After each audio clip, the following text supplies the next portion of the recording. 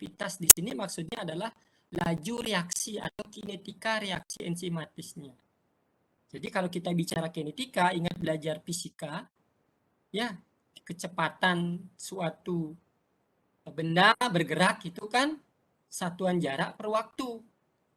Kalau ini zat berubah, substrat berubah menjadi produk, zat itu diketahui secara kuantitatif, jumlahnya kan, atau konsentrasinya. Berarti kalau menghitung kecepatan atau kinetika atau aktivitasnya, caranya bagaimana? Halo? Sudah pernah saya singgung sedikit waktu kuliah? Jadi sebelum saya mulai ke slide berikutnya. Masih terhubung ya, Julio dan kawan-kawan? Suara saya masih Masih, terdengar? Pak. Berarti bagaimana menghitung kecepatan atau aktivitas enzim di sini? Mungkin dari satuan konsentrasi produknya dibagi dengan waktu reaksinya, Ya, Pak. ya benar ya Tris ya. Jadi kalau substratnya kita bisa lihat perubahannya, konsentrasinya bisa kita hitung, berarti pengurangan konsentrasi substrat, jadi konsentrasi substrat awal dikurangi konsentrasi substrat akhir. Misalnya awalnya konsentrasi substratnya 10 molar gitu misalnya. Atau dalam satuan mol kita bisa hitung. Kemudian pada saat menit ke-10 misalnya kita cek, oh ternyata kok masih lagi 1 molar. Berarti awal dikurangi akhir, persatuan waktu itulah kecepatan atau aktivitasnya nanti. Ya, begitu juga kalau kita melihat produknya misalnya kita bisa ukur di awal belum ada 0, kemudian di menit pertama ternyata ada 1 molar, berarti 1 mol per menit. Jadi itu kecepatannya. Nah, dalam aktivitas itu disebut unit, ya. Disebut unit. Jadi aktivitas enzim itu adalah secara umum ya, pengertian secara umum adalah perubahan konsentrasi atau jumlah substrat ataupun produk persatuan waktu, itu secara umumnya ya.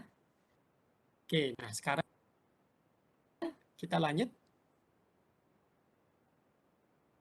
Bentar dulu, kalau di tampilan Anda tertutupi nggak?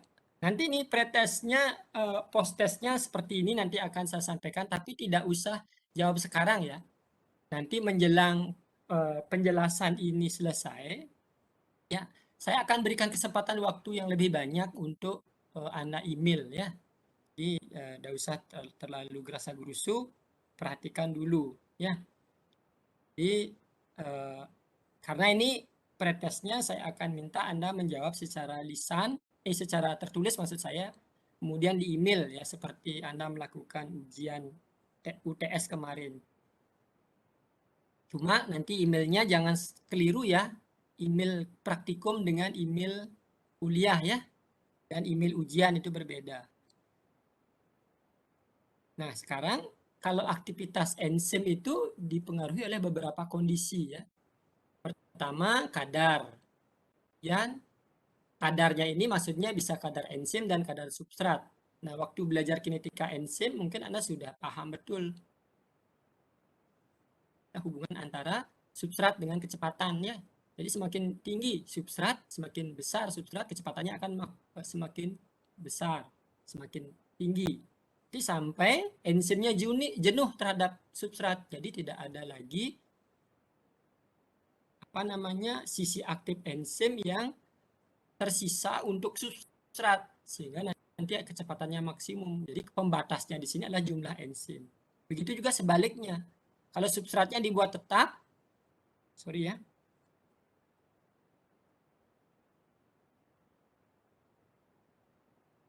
enzimnya yang berubah, tentu nanti substratnya sebagai pembatas ya. Kemudian pH dan temperatur ini sudah biasa. Ini sangat tergantung dari suhu dan pH optimum dari enzim tersebut. Jadi tidak selamanya enzim tersebut optimum atau bisa bekerja dengan baik pada pH atau suhu yang normal. Nah, pada praktikum kali ini karena kita menggunakan lipase sebagai contoh, lipasenya yang dihasilkan dari pankreasnya manusia, berarti kira-kira suhu dan pH optimumnya bisa diprediksi nggak? Halo? Oh, bisa nih ke Pak. Berarti logikanya adalah pH dan suhu sesuai dengan apa, Julio? Tubuh manusia Pak secara umum. Ya, Untuk jadi suhunya 37 dan pH-nya 7,4 kemungkinan. Nggih. sekitar itu. Ya, jadi misalnya Julio dan kawan-kawan di sini berhasil mengisolasi lipase dari mikroba yang hidup di air panas di Gunung Batur gitu misalnya. Ya, nah, di situ ada mikroba yang bisa tahan pada suhu tinggi. Lipasenya nanti kira-kira optimum di suhu berapa kira-kira? Apakah dia bisa bekerja di suhu tubuh manusia 37? Apakah dia bisa aktif di pH 7 di suhu 37 derajat?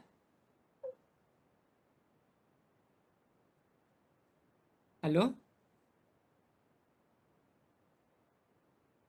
Seperti tadi logikanya enzim itu memiliki karakteristik termasuk sifat optimum pada pH dan suhu tertentu itu tergantung dari di mana enzim itu diperoleh ya.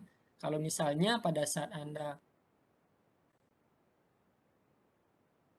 mengeksplorasi enzim ini dari mikroba, misalnya dia berasal dari air panas suhunya 50 derajat gitu misalnya ya, 50 derajat Celcius. Jadi umumnya enzim yang dihasilkan oleh mikroba tersebut akan aktif di suhu tersebut, di suhu tinggi ya. Jadi tergantung sekali dengan enzim itu di mana diperoleh. Ini perlu saya garis bawahi karena sering sekali kalau Anda baca buku ataupun mungkin mengambil dari sumber internet, karena yang dipakai acuan itu adalah enzim-enzim dari tubuh manusia atau organisme lain yang hidup di suhu kondisi normal, sehingga dikatakan enzim mudah rusak pada suhu tinggi atau pH ekstrim. Nah, itu tidak berlaku semuanya ya. Kalau berlaku seperti itu, mungkin kita tidak akan menikmati. Ya, saya mau ngomong seperti ini karena lagi tren sekarang teknik PCR ya. PCR itu menggunakan enzim DNA polimerase yang tahan sampai pada suhu 90-an derajat dan optimum pada suhu 72 derajat ya. Jadi kalian sebagai orang farmasi dan IPA itu biar tidak ketinggalan informasi seperti ini. Nah, lipase adalah satu enzim yang bisa menghidrolisis lipida. Jadi dia tergolong pada kelas berapa ya lipase ini? Enzim kelas berapa lipase ini? Halo adik-adik, tolong setiap saya bertanya, jangan takut salah. Tujuan saya selalu bertanya adalah untuk mengetahui apakah kita selalu terkoneksi atau tidak ya. Daripada saya langsung apakah suara saya terdengar, itu kan tidak begitu ini ya. Males bertanya seperti itu. Lebih baik saya bertanya, halo, lipase ini apakah Yang kelas ketiga, Pak. Ya, oke lah, terima kasih. Yang lain ya, tidak hanya itu saja. Saya ingin sekali dengar suara yang lain ya. Tidak hanya Julius sama Tricia dan jadi ya, yang lain juga tolong. Kalau Anda sekarang lagi sibuk, Anda anggap praktikum ini sebagai kerja sambilan, ya saya tidak tahu ya. Tapi tolong luangkan waktu 1 detik saja untuk menjawab pertanyaan saya ya. Oke, silahkan dilihat di share konten saya ini bagaimana reaksi hidrolisis lemak ya menjadi penyusunnya. Jadi ini ikatan apa yang terhidrolisis di sini? Pada struktur lipida atau lemak. Jadi lipase ini dia sebagai biokatalisator yang membantu hidrolisis dari ikatan apa yang terpotong di sini sehingga menjadi gliserol dan asam lemak ya. Contohnya di sini misalnya asam stearat. Ikatan apa yang terpotong di sini? Jadi ikatan yang terbentuk antara hidroksil dengan karboksilat. Ikatan apa namanya yang terpotong? Oke, tadi Florencia ya namanya itu. Kok tidak? Halo? Ada yang tadi Florencia menjawab di chatnya. Terima kasih. Halo? Suara saya terhubung ya. Tolong dijawab. Terhubung Bapak. Ya, terhubung, Pak. Julio. Ikatan apa yang Ikatan terhidrolisis? ester, Pak. Oke, ikatan ester. Yunia tadi ya. Tadi juga kalau nggak salah saya baca tadi Florencia juga jawab. Terima kasih. Oke.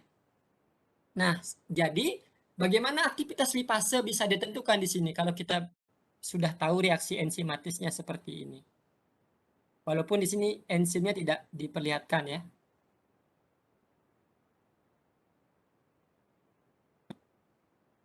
Siapa yang bisa?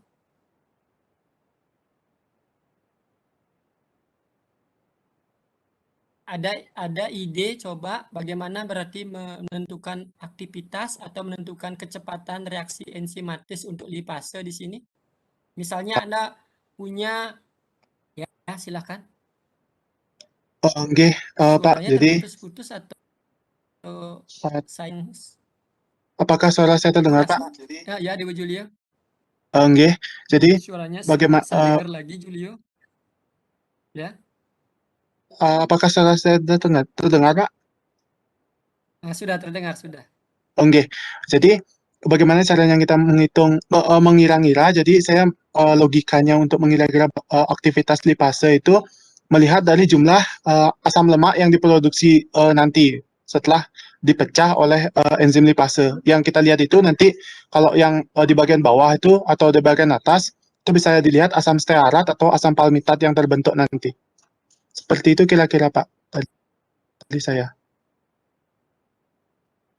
Oke. Jadi mungkin saya sedikit bantu perjelas ya.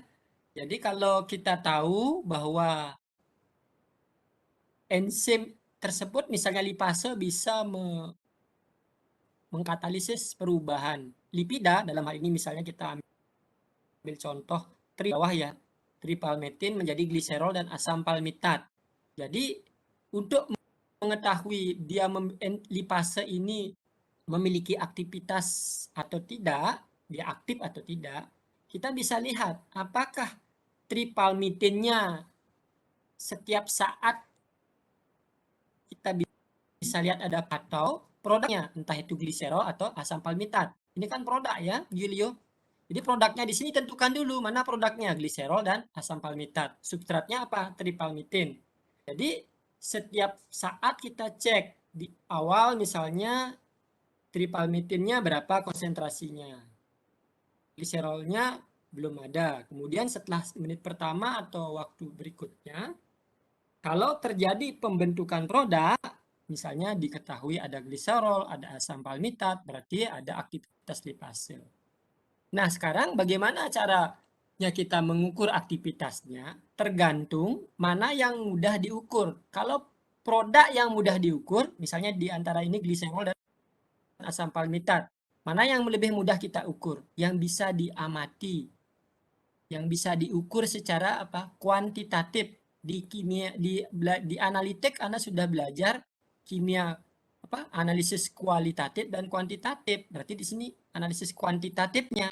Secara kuantitatif ya bisa dihitung ya mana yang bisa dihitung, ditentukan konsentrasinya.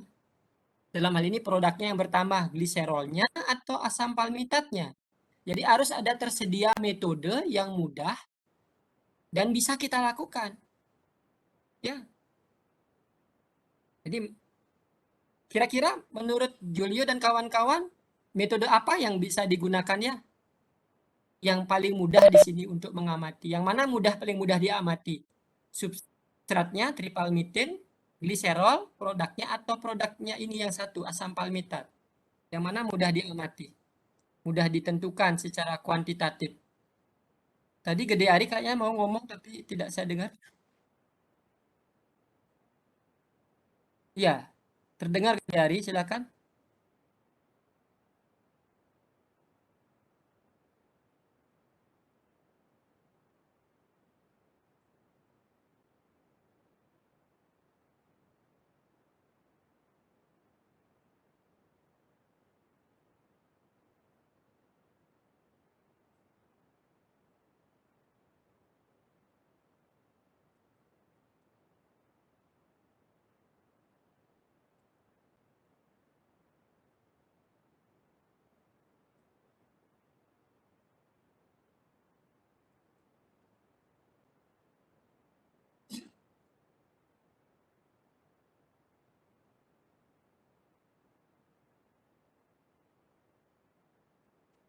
Oke, terima kasih Gede Ari. Ya, benar. Tetapi jangan terjebak pada satu metode ya, Gede Ari dan kawan-kawan. Misalnya, Ari menemukan ternyata kok lebih mudah menghitung gliserol ya. Misalnya Ari bekerja di suatu lab ya. Tersedia juga metode lain selain titrasi. Kalau titrasi kan metodenya cukup klasik ya, kuno gitu ya, tapi ya sangat sangat teliti ya. Dan hampir semua lab itu tersedia harusnya ya. Bahkan kalau Gede Ari dan kawan-kawan di sini mungkin mau apa ya, misalnya mengajar di lab di SMA gitu ya, mungkin lab-lab di SMA bahkan di SMP mungkin yang maju sudah ada alat untuk titrasi asam basa. Nah, sehingga di sekolah-sekolah tersebut bisa kita lakukan penentuan aktivitas enzim lipase. Tetapi misalnya kalau di tempat lab Anda tersedia metode untuk menentukan gliserol, ya gliserolnya kita hitung. Atau mungkin tripalmitatnya. Nah, tergantung yang mana metode yang tersedia dan mudah dilakukan. Jadi tidak ada istilahnya harus menggunakan metode ini, metode itu ya. Jadi dasarnya apa? Dasarnya adalah apakah produknya juga apakah satu atau lebih, seperti ini kan lebih dari satu. Yang mudah ditentukan, metodenya tersedia sesuai dengan kondisi yang ada, ataukah substratnya. Ya, seperti itu. Mudah-mudahan bisa dipahami sehingga nanti ke depan Anda tidak hanya tidak salah kaprah ya setiap menentukan aktivitas lipase ya pasti dengan metode titrasi asam basa. Apakah itu benar atau salah? Itu salah jadinya ya. Coba Anda cek ya, nanti bisa misalnya menentukan dengan spektrofotometri seperti menentukan kadar protein yang sudah dikerjakan atau sudah dijelaskan minggu lalu ya. Saya lanjut ya. Nah, ini Anda bisa baca sendiri nanti di rumah. Kalau untuk lipase, ya, karena ini diambil dari pankreas atau lipase pankreas namanya, jadi tentunya pH optimumnya sangat tergantung dari kondisi di mana dia berasal di sekitar di pencernaan tersebut ya. Jadi umumnya dia optimum pada pH basa, tetapi tergantung juga di jenis substratnya nanti ya. Jadi enzim ini termasuk memiliki aktivitas tidak hanya tergantung pada di mana enzim itu berada, juga tergantung dari substratnya. Jadi substratnya karena lipase ini dia memiliki variasi pengenalan substrat yang berbeda-beda ya. Jadi tidak hanya mengenal, Anda kan sudah tahu ya lipidanya kan bermacam-macam, seperti tadi aja ada 2 contoh lipida ya, belum lagi lipida lain. Jadi itu agak logis ya, logis bahwa pankreas ini bisa mengenal lebih dari satu substrat, tetapi dia pH-nya menjadi berbeda-beda tergantung dari substratnya. Kemudian perlu diketahui, Anda tahu bahwa lipida itu adalah biomolekul yang non-polar kan ya? Kan molekulnya non-polar. Sehingga kalau lipase tersebut, mohon maaf ya saya akan mute.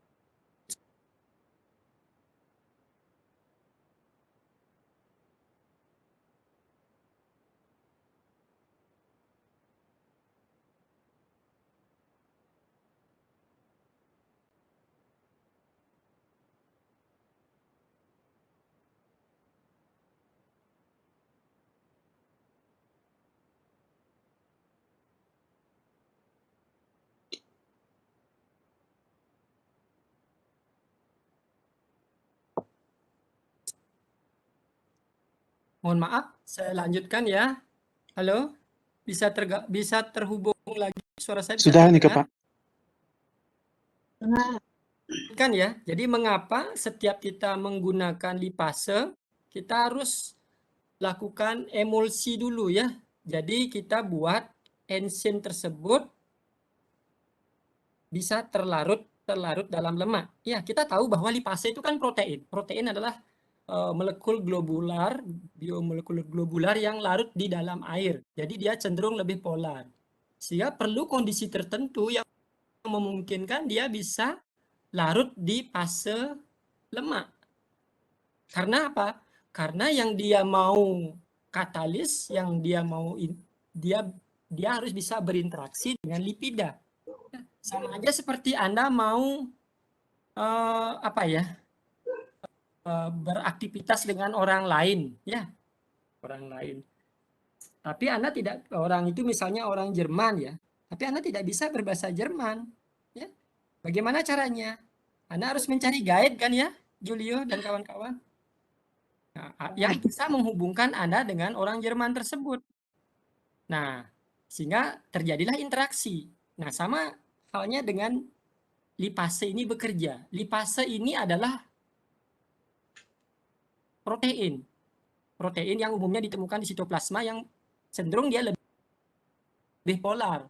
Sehingga kalau dia mau berinteraksi dengan lipida sebagai substratnya, dia tentu tidak bisa bertemu kan? Mirip seperti menemukan air dengan minyak kan, tidak bisa kan? Nah, perlu senyawa pengemulsi yang menghubungkan ini. Ya. Sehingga nanti di dalam tubuh kita itu kan ada apa? Ada garam empedu seperti itu kan ya. Kemudian suhu optimumnya tentunya ya karena dalam tubuh kita ya tidak jarang ya, tidak mungkin ya berada di bawah 30 dan 40 ya. Jadi di antara itu suhu optimumnya. Kemudian Anda bisa baca bahwa lipase ini adalah satu jenis enzim yang dipengaruhi juga oleh garam ya, juga dipengaruhi oleh kalsium untuk meningkatkan aktivitasnya. Oke.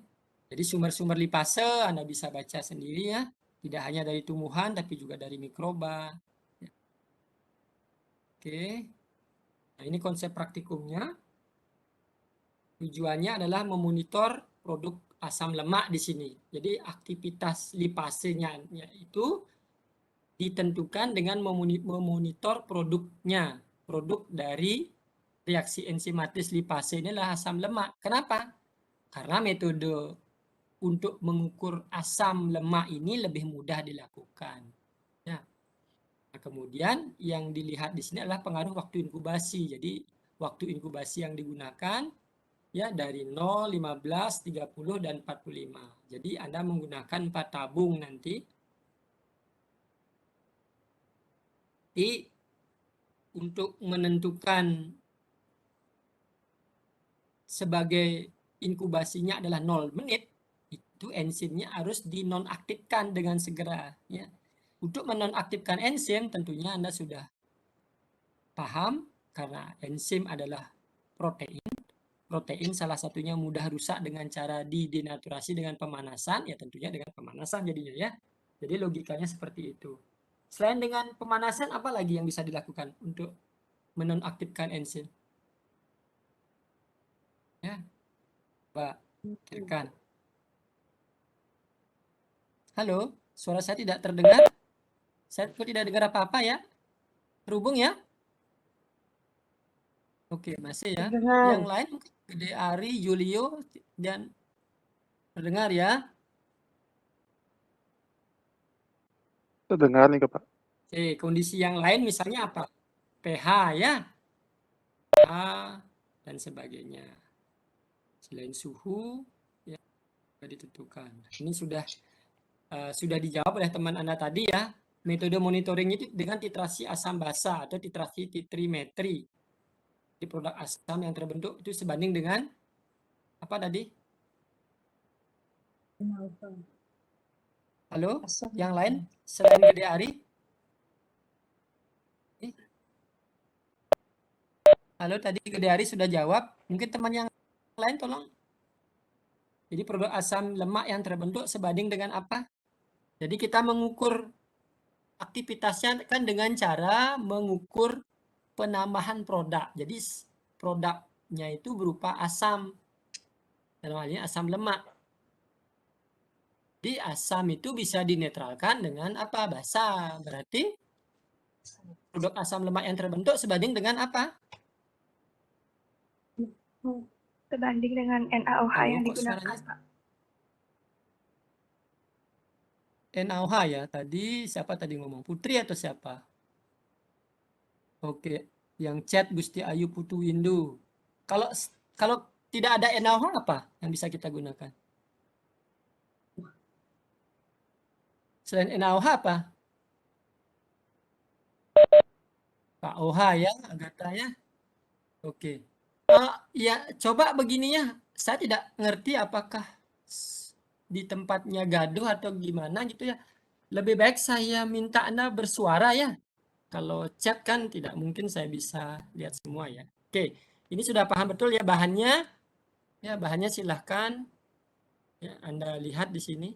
Ya, bahannya NaOH dan alkohol dan seterusnya. Nanti Anda pelajari ya fungsinya masing-masing NaOH mungkin sudah Anda pahami. Tetapi yang saya tanyakan ke Anda nanti tolong dibahas di laporan ya. Bagi NaOH yang 0 molar. Apakah langsung bisa kita gunakan larutan standar ini? Ingat, waktu belajar titrasi. Ya, ngerti maksudnya? Julio dan kawan-kawan?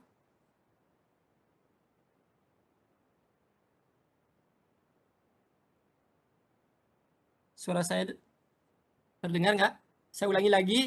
Nanti di pembahasan sampaikan cara menyiapkan larutan NaOH. Pertanyaan saya, apakah langsung bisa digunakan harus atau perlu penyiapannya terlebih dahulu? Bagaimana cara menyiapkan NaOH untuk keperluan titrasi? Itu pertanyaan saya ya.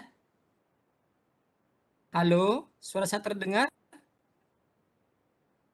Oke, nanti ya cukup dijawab dalam hati dulu. Jadi maksud saya gini aja maksud saya. Tolong dijawab apakah jelas pertanyaan saya, nanti jawabannya Anda tulis di pembahasan. Oke. Kemudian yang ini, larutan fenolphthalein ini jelas dalam alkohol. Nah, semua ini ada alkohol di sini. Apa kira-kira fungsi alkohol di sini? Pembuatan emulsi juga kita memerlukan alkohol. Ya. Jadi ini ada kaitannya dengan yang saya jelaskan tadi ya. Karena yang kita substratnya di sini adalah lipida, nah bla bla bla dan seterusnya. Silakan Anda jawab ya. Kemudian ini ternyata selain ditambahkan indikator PP, fenolphthalein, juga kita tambahkan natrium karbonat. Ya, sehingga warnanya merah muda. Berarti di sini suasana alkali atau basa. Untuk apa sih kita harus buat seperti ini ya? Tujuannya untuk apa? Kenapa kita harus repot-repot dia buat menjadi merah muda dulu? Ya, coba logikanya ini yang Anda bahas nanti ya. Kemudian yang berikutnya, ini pankreas apa namanya? Jadi kita tidak gunakan pankreas ya, tapi kita gunakan tablet ya, gunakan tablet. Mungkin Anda calon apoteker atau sarjana farmasi coba nanti Anda tulis di bahan tablet apa saja namanya yang mengandung lipase ya. Halo Julio dan kawan-kawan. Tablet-tablet atau sediaan farmasi lain yang mengandung lipase. Anda tulis mereknya ya. Misalnya entah itu dari apa ya, misalnya dari Kimia Farma atau apa gitu ya. Nama tablet atau nama dagangnya dan kandungan enzimnya. Ya.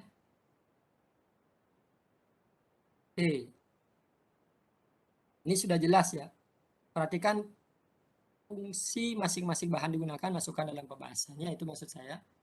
Oke, jelas ada pertanyaan di sini? Halo? Narendra ada pertanyaan? Oke. Ini kok pesertanya oke. Nah, prosedur kerja Anda sudah lihat di buku penuntun atau buku ajar praktikumnya. Saya harap Anda sudah baca. Ya, sudah baca. Kemudian yang bertanya saya akan nilai plus. Silakan ada pertanyaan tentang prosedur kerja.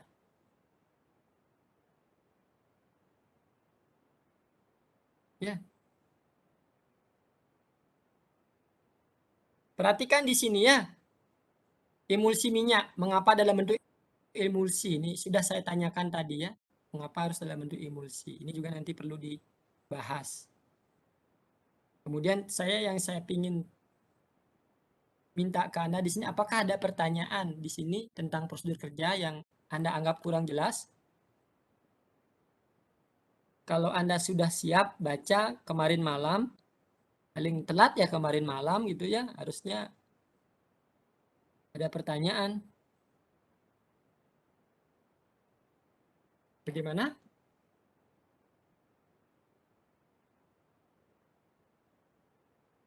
Kalau tidak ada pertanyaan, saya yang bertanya.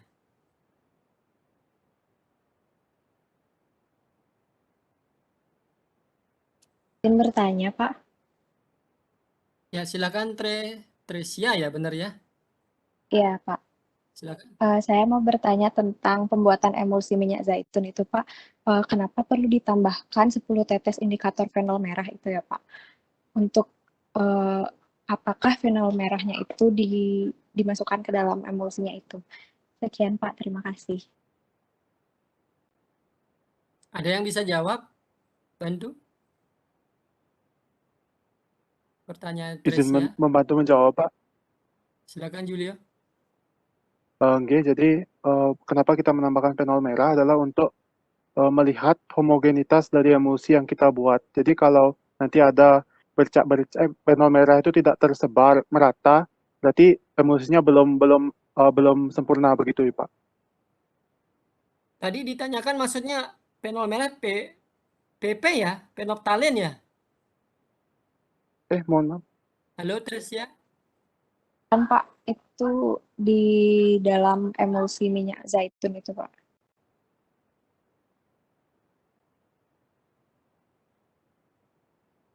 Dalam emulsi minyak zaitun ditambahkan. Halo? Halo? Oke, Pak. Terdengar, Pak. Terdengar.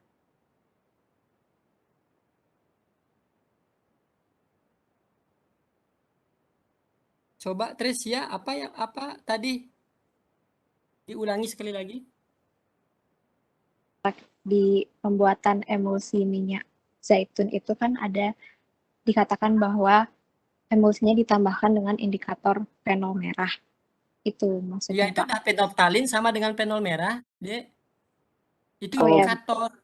Nah, Oke, itu Pak. tidak ada Saya tujuannya untuk ya, revisi jawabannya, nggih, Pak. Mohon ya, maaf. jadi Saya kira gitu karena ada memang teknik pewarnaan untuk mengecek homogenitas dari emulsi, Pak. Mohon maaf. Untuk ya enggak apa apa-apa, namanya? enggak apa-apa PP, Julio. nggih. Untuk Heeh. PP itu digunakan untuk nanti agar kita dapat mengetahui titik akhir titrasinya nih, Pak. Ya, ya, benar sekali. Ya, tetapi kenapa ditambahkan di awal? Kan gitu ya, emulsi. Nah, jadi di sini emulsi ini terbentuk dengan apa ini? Mengapa bisa terbentuk emulsi? Emulsi minyak. Apa sebagai emulgator di sini yang membentuk emulsi? Ya, itu yang penting di sini. Artinya begini, seperti tadi analoginya begini. Julio mau ketemu sama orang Jerman. Ya, kemudian Tresia ngerti bahasa Jerman. Tresia inilah yang bisa menghubungkan Julio dengan orang Jerman itu. Jadi Tresia ini sebagai emulgator. Emulgatornya apa di sini? Yang menyebabkan terjadi emulsi. Seperti yang sudah saya jelaskan tadi, lipase itu kan dia molekulnya adalah protein, cenderung larut dalam air. Dia tidak bisa larut dalam minyak atau lemak atau lipida sebagai substratnya. Padahal lipase perlu bertemu dengan lipida karena dia sebagai biokatalisatornya yang akan mengubah lipida menjadi asam lemak dan gliserol. Nah, untuk mempertemukan inilah perlu diemulsikan ya dengan emulgator. Lihat aja di bahan tadi apa? Apakah Kita makan natrium apa? karbonat, Pak, emulgatornya? Kalau natrium karbonat itu untuk membentuk suasana apa? Basah. Basa, oh ya. Heeh. Lagi satu?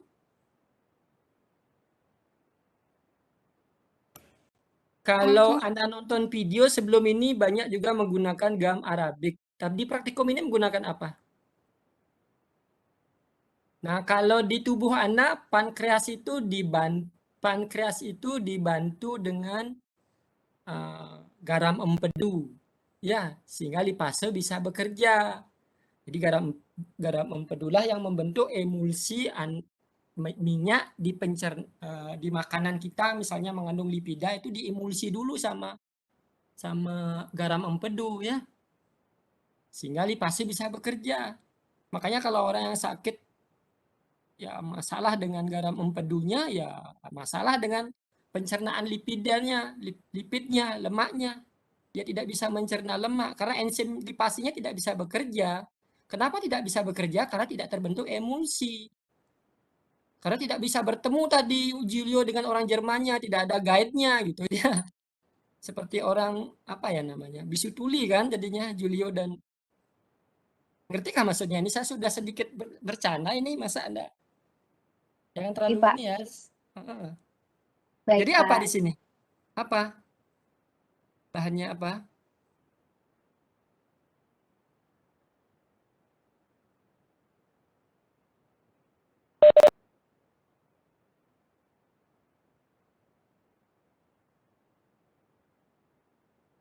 Ya, kalau Anda masih bingung, coba lihat itu pembuatan emulsi. Berarti Anda tidak baca ini.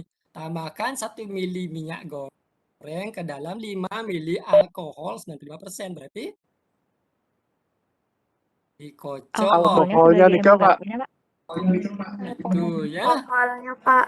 Ya, jadi jangan tell me ya.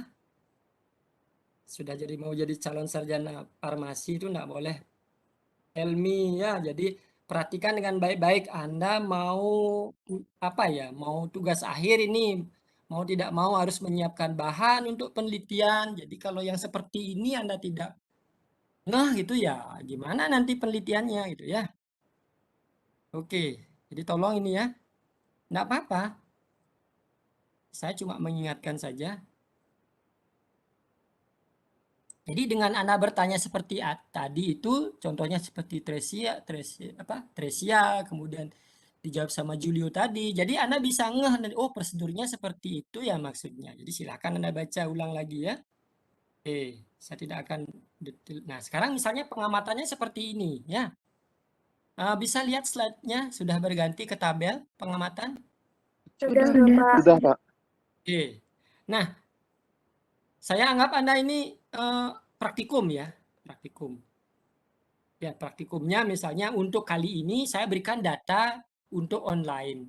Ya, data online. Nah, nanti saya akan jelaskan di akhir apa namanya? Presentasi ini mana saya yang dikerjakan, mana yang tidak perlu ya. Tapi saya jelaskan dulu tabel pengamatan. Misalnya tabung 1 2 3 4 tadi kan. Nah, kalau tabung 1 itu waktu inkubasinya 0 menit, di mana enzimnya langsung dinonaktifkan. Anda bisa baca di prosedur. Kemudian ada yang dibiarkan 15 menit, 30 menit, 45 menit. Artinya, pengamatan sampai 15 menit, enzimnya dinonaktifkan. Setelah 30 menit, enzimnya dinonaktifkan. Setelah 45 menit, enzimnya dinonaktifkan.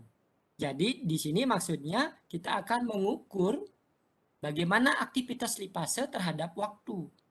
Atau waktu yang semakin lama, nanti aktivitasnya akan semakin seperti apa.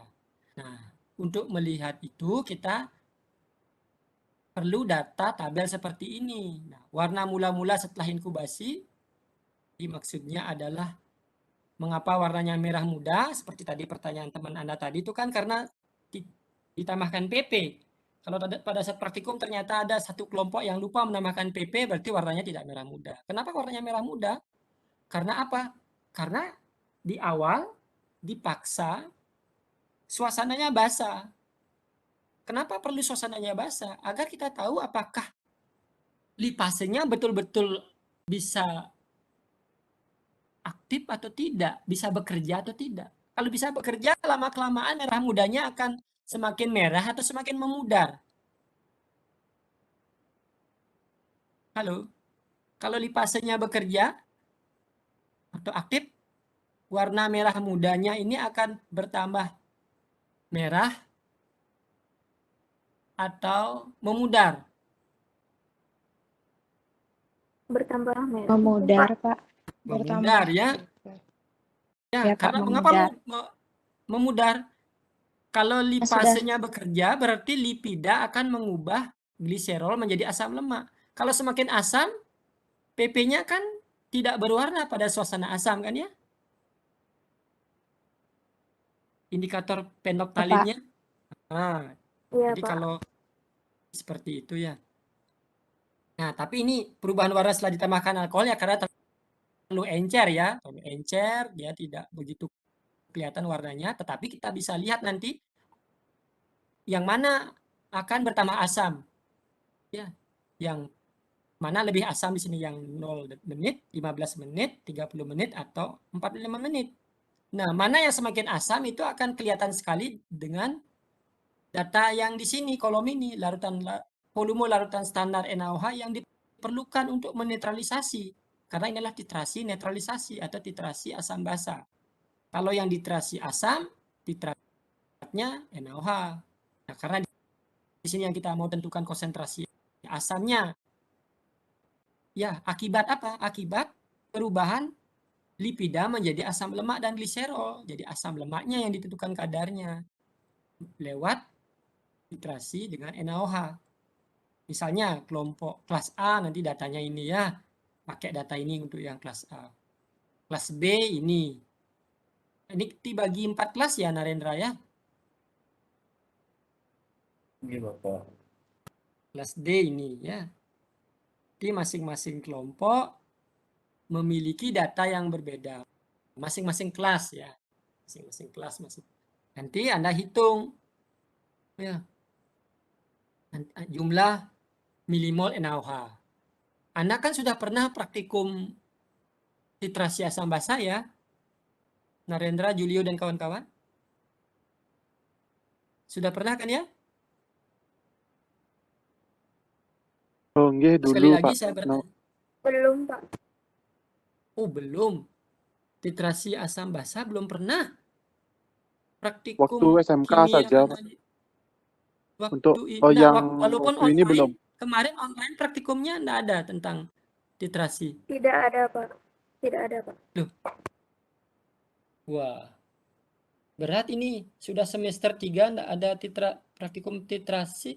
Nah, kemarin praktikumnya apa aja di farmasi? Atau di kimia dasar enggak ada praktikum ya? Waktu apa namanya? Bukan kimia dasar, apa namanya? Pokoknya yang tentang kimia ada praktikumnya ya kemarin. Di Atau kimia praktikum dasar analitik ada di Organik farmasi? maksudnya, Pak?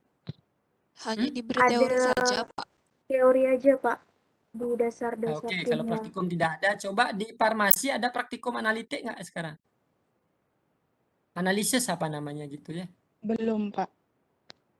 Oh, belum ada. Oke, kalau begitu saya sarankan Anda menonton YouTube tentang titrasi asam basa ya. Oh, belum. Wah, kalau belum ya. Padahal ini kita sampaikan ke Anda penentuan aktivitas enzim yang paling mudah dilakukan. Karena menggunakan metode titrasi. Oke. Kalau belum berarti saya agak kesulitan nanti pada saat Anda praktikum offline. Yang praktikum offline apakah ada yang punya pengalaman melakukan titrasi? Nanti? Oke. Sayang sekali ya, tapi tidak apa-apa, nanti bisa belajar ya. Nah, silakan Anda belajar sendiri. Nanti kalau ada kesulitan, nanti akan saya khusus membuat link Webex khusus untuk belajar tentang titrasi asam basa ya. Nah, yang penting logikanya begini. Anda titrasi pakai ini, nanti menggunakan rumus apa? Ya, rumus N kali V sama N1 kali V1 sama dengan N2 kali V2. Rumus netralisasi itu. Halo? Ya, Pak. Masih ingat ya? Ini kalau begitu saya harus ENSO, saya harus ketik di sini. Halo, Adik? Iya, Pak. Masih, Pak. Eh, Oke. Ini rumusnya ya. Oke, saya ketik aja di sini. Kasihan ya Anda. Sudah semester 3 begini enggak? Ini ya mungkin. Kalau nanti kan ada rumus ini. N1 ya kali P1. N1 ini misalnya adalah normalitas. Kan pernah waktu belajar kimia di SMA ada satuan konsentrasi, ada normalitas, ada molaritas ya. V ini volume, misalnya ini normalitas NaOH. Ini volume NaOH sama dengan N2 kali P2. Ya, jadi di sini N itu sama dengan normalitas. Nah, kalau karena NaOH itu F ya, dia ekivalensinya 1 ya. Ya sama dengan 1. Jadi di sini normalitas sama dengan molaritasnya ya. M di sini maksudnya molaritas ya.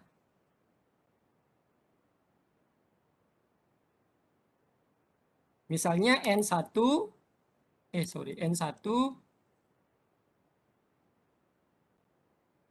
sehingga di sini rumusnya gimana jadinya? Karena N sama dengan M, jadi M1 dikali kelihatan ya yang saya ketik di sini? Kelihatan ya? Kelihatan, Pak. Lihat, Pak, lihat. Lihat, Pak. Nah, ini anggap ini papan tulis ya. Saya sangat kasihan sekali dengan Anda. Kenapa metode titrasi ini belum dapat ya? SMA masa enggak dapat? SMA yang di Denpasar masa enggak dapat? Ya, misalnya M1 itu adalah sama dengan konsentrasi NaOH. Berapa NaOH konsentrasi yang digunakan? Berapa? 0,05 molar kan ya? Nah, berarti diketahui ya. Volume V1 sama dengan volume NaOH. Misalnya kelompok berapa itu? Kelompok kelas A perlunya berapa? Ya, berapa? Pada saat titrasi misalnya kan itu dilakukan titrasi untuk tabung 1, tabung 2, tabung 3, tabung 4. Berarti di tabung 1 perlunya berapa? Volume NaOH di situ dicatat sekian mili gitu ya. Untuk tabung 2 berapa? Jadi masing-masing tabung bisa ditentukan dengan rumus ini. Konsentrasi apa yang dicari? Konsentrasi asamnya ya. Karena apa? Karena M2 ini ya di sini dari rumus ini ya, dari rumus kursor saya. Saya cetak tabel. Nah, ini saya kasih tabel warna kuning, berarti M2 ini apa? Konsentrasi apa? Siapa yang bisa? Halo, siapa bisa? P2 volume apa?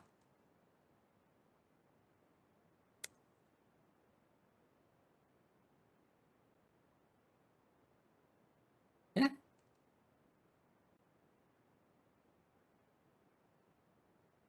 Halo? Ya, volume dalam hal ini volume reaksi enzimatis ya. Nanti misalnya Anda gunakan di Erlenmeyer itu berapa volumenya? Ya, yang dititrasi 10 mili ya. 10 konsentrasi cari kan? Ini yang dicari ya. Ini yang dihitung kan, yang diketahui kan volume V2-nya sudah diketahui. Satu dari di buretnya dilihat kan gitu ya. Halo? Ngerti maksudnya? Ngerti, Pak. Ya, oke.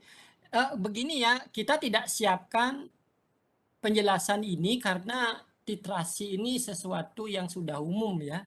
Jadi saran saya hanya bantu sampai di sini, silakan Anda cari. Jadi di sini kita cari M2 itu sama dengan apa jadinya? M1 kali apa? P1 Dibagi V2, Pak. ya dibagi V2. Itu aja kan, ini anak SD ya tahu. SD kuliah maksudnya ya. Saya lambat nggak tahu ya, mungkin karena memorinya terlalu banyak pakai nih.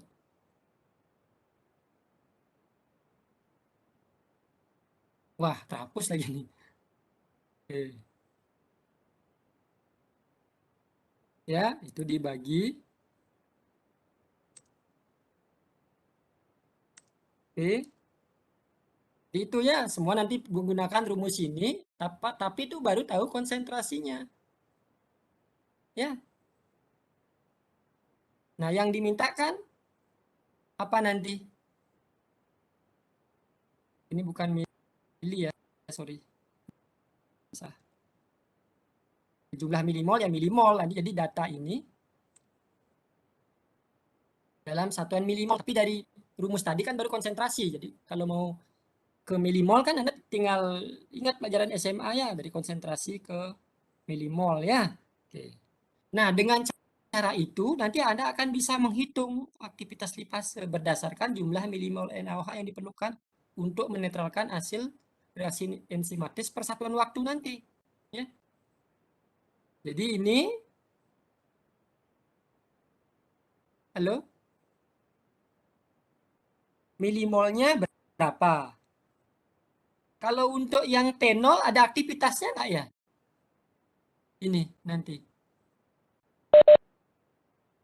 Ini berkaitan Tidak, Pak. dengan ini bagaimana prinsip penentuan aktivitas enzim. Ya, ya kan ya? Ya. Kalau begitu saya ingin tanya ke Anda, bagaimana prinsip penentuan aktivitas enzim?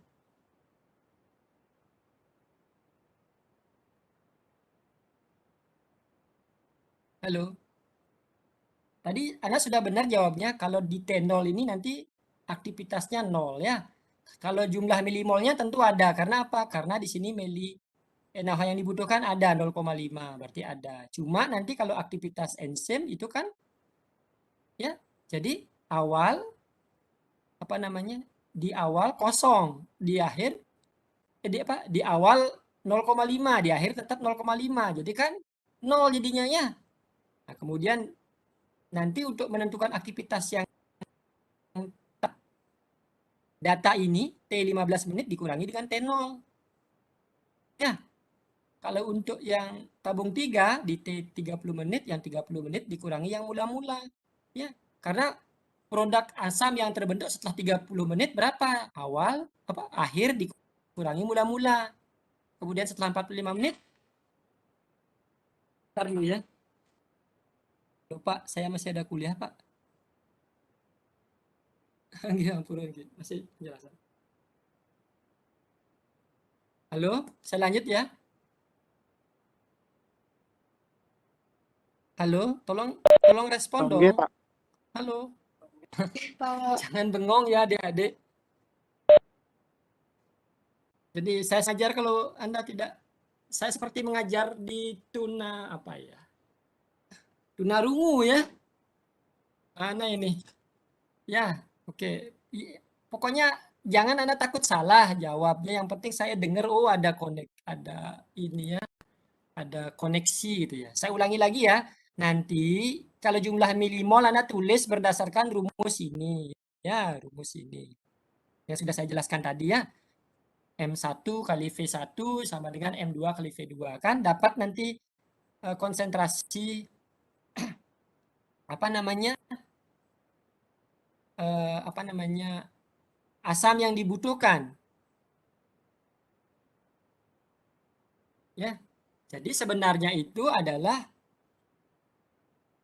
setara dengan NaOH yang diperlukan karena dia menetralisasi kan? Ngerti maksudnya logikanya?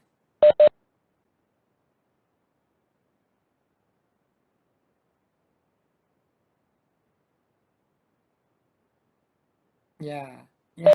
Makanya untuk menentukan jumlah milimol itu enak. Jadi ini kan sebenarnya jumlah milimol konsentrasi asam yang ada di tabung 2, tabung 1, tabung 2, tabung 3, tabung 4 kan itu yang ditentukan. Ya sebenarnya ya. Cuma ini maksudnya jumlah milimol yang dibutuhkan ya. Ini mungkin saya perlu garis lengkapi di sini ya dalam kurungnya. Yang dibutuhkan untuk netralisasi asam apa berarti di sini? Asam lemak. Kan ya? Ngerti maksudnya? Halo?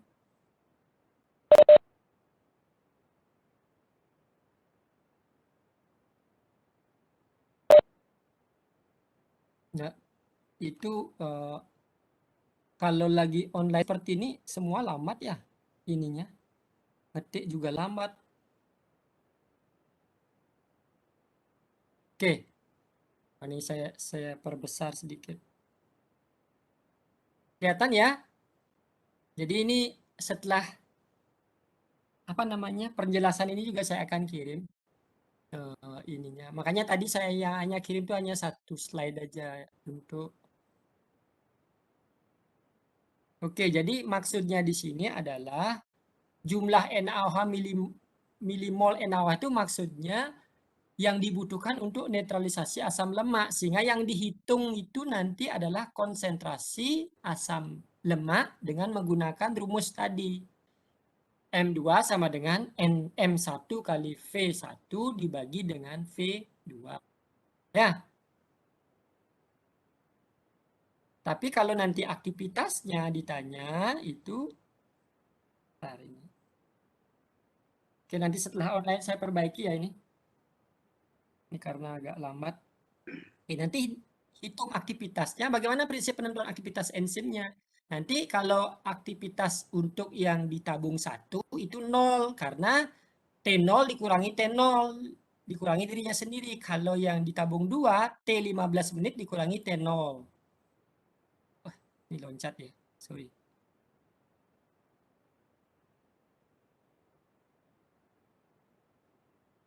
Halo, suara saya terdengar ya?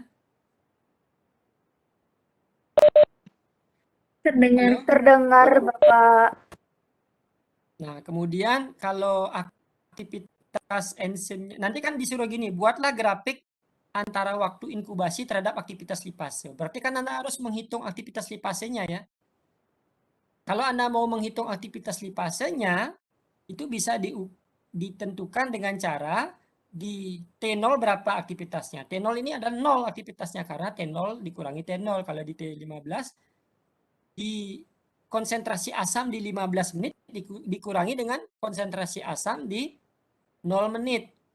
Kalau di tabung 3, konsentrasi asam di 30 menit dikurangi dengan yang 0 menit. Begitu juga yang 45 menit. Ya. Itu kalau Anda mau menghitung aktivitas lipase. Tetapi kalau Anda mau membuat grafik antara waktu inkubasi terhadap milimol NaOH yang diperlukan untuk netralisasi asam lemak, nanti bentuk grafiknya juga akan persis sama bentuknya, ya, akan sebanding, ya. Oke. Tapi itu bukan merupakan harga aktivitas enzim lipase yang sebenarnya. Kemudian reaksi enzimatisnya seperti apa? Nah, kemudian apa sebagai pembatas reaksi enzimatis di sini? Anda lihat mana yang dibuat tetap, mana yang dibuat berubah, itu ya.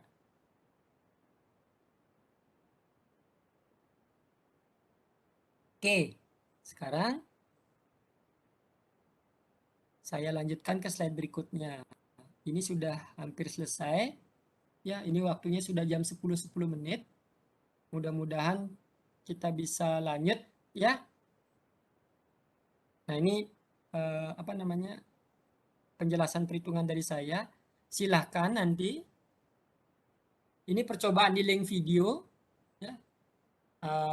Silahkan Anda, memang video ini rata-rata berdurasinya sangat pendek ya, mungkin tidak ada yang mendetailkan bagaimana perhitungan titrasi asam basa. Cuma saran saya adalah coba Anda juga, karena Anda belum pernah melakukan praktikul titrasi asam basa, saya nanti akan kita latih 2 minggu lagi di lab. Tolong Anda nonton di YouTube ya, Julio, Narendra, dan kawan-kawan, biar nanti tidak kagok di praktikum di lab ya. Yang di rumah juga, saran saya mungkin kalau di SMA atau sekolah terdekat ada ini bisa latihan di situ ya. Siapa tahu nanti bisa masuk di lab sekolah mana gitu ya. Sayang sekali kalau Anda tidak pernah melakukan titrasi asam basa. Halo, silakan nonton di YouTube ini ya. Misalnya yang nomor 1 bedanya dengan di praktikum kita, kalau kita kan menggunakan etanol atau alkohol. Kalau di video 1 ini menggunakan gam arabik sebagai pengemulsi. Ya.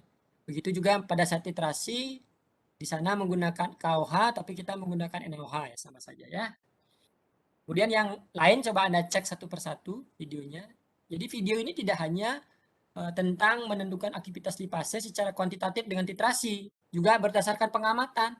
Ya, seperti tadi kan menggunakan PP, indikator yang berwarna merah pada saat suasananya basah. Begitu nanti terbentuk asam, merahnya memudar. Ya, ada video seperti itu juga nanti Anda bisa nonton di video yang lain. Ya. Kemudian untuk yang masih terhubung ya, suara saya terdengar, Julio dan kawan-kawan? Masih Kita terdengar, Pak. terhubung dan sangat jelas sekali, Bapak. Terima kasih kalau sudah jelas. Yang belum saya umumkan adalah bagi yang tidak praktikum datang ke lab, Anda harus membuat narasi penjelasan dari keempat praktikum ini di YouTube sebagai laporan. Jadi laporan praktikumnya nanti yang tidak praktikum, ya ini yang saya jelaskan, yang tidak, yang online maksud saya ya. Nanti laporannya kan dikumpul seminggu setelah praktikum offline ya. Itu untuk laporan praktikum yang offline. Nah, untuk praktikum offline untuk minggu depan, ya. Halo? Ya. Iya, Bapak. Adik-adik. Halo adik-adik. Oke. Ini saya bagi dua, ada yang praktikum offline, ada yang tidak. Saya umumkan dulu yang praktikum online yang tidak bisa datang tanggal 17 November. Jadi selain nanti membuat laporan narasi ya untuk dikumpulkan minggu depan. Jadi minggu depan bagi yang tidak datang praktikum cukup membuat narasi dari keempat ini. Ya, salah satu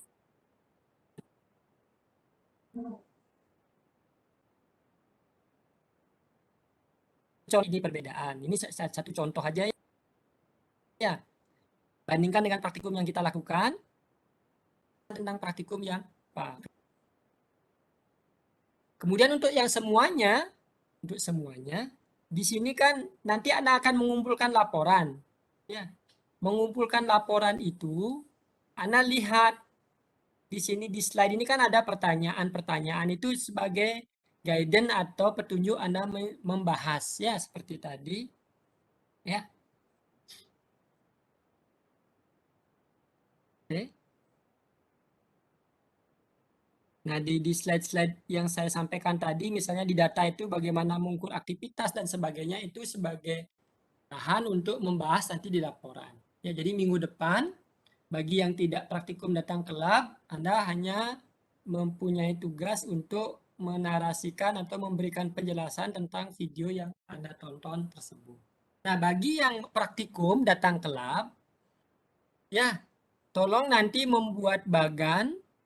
Nanti setiap apa namanya, setiap mahasiswa bawa buku kecil, ya, semacam logbook, buku kecil atau selembar kertas boleh, yang isinya adalah tentang apa namanya, bagan prosedur kerja, ya.